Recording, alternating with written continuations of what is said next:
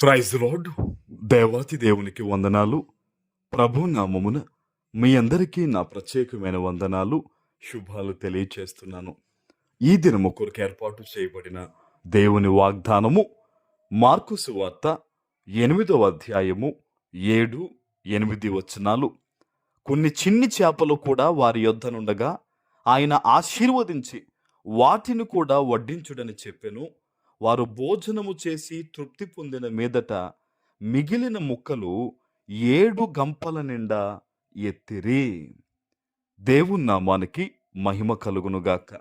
ఈ ఉదయకాల సమయంలో సర్వ సృష్టికర్త అయిన నీ తండ్రి గొప్ప వాగ్దానాన్ని నీకు అందిస్తూ ఉన్నారు.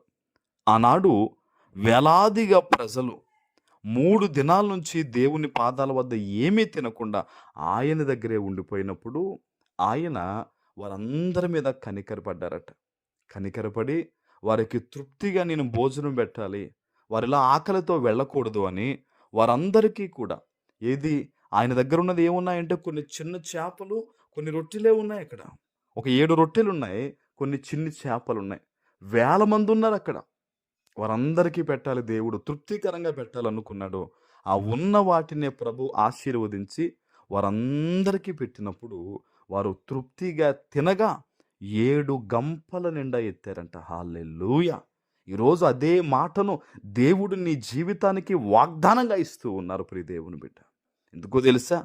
చాలామంది అనుకుంటున్నారు, అయ్యా నాకు వచ్చే జీతం చాలా తక్కువయ్యా, నా ఆదాయము చాలా తక్కువయ్యా, నా ఆరోగ్యం చాలా చిన్నదయ్యా, నా కుటుంబము చాలా చిన్నదయ్యా, నేను ఎన్నిక లేని వ్యక్తిగా ఉన్నానయ్యా, నా బ్రతుకు చాలా చిన్నదయ్యా అని చాలామంది వారి యొక్క జీవిత భవిష్యత్తుల గురించి బాధతో దుఃఖముతో ఉంటారు. అయితే ఈరోజు ప్రభు చెప్తున్న వాగ్దానం జాగ్రత్తగా విను.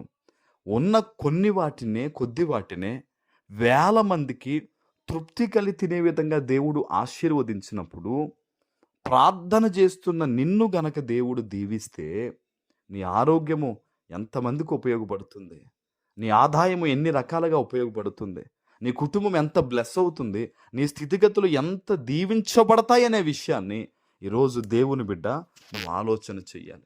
నువ్వు ప్రభువుని నమ్ముకున్నావు, సజీవుడైన దేవుని నమ్ముకున్నావు నువ్వు.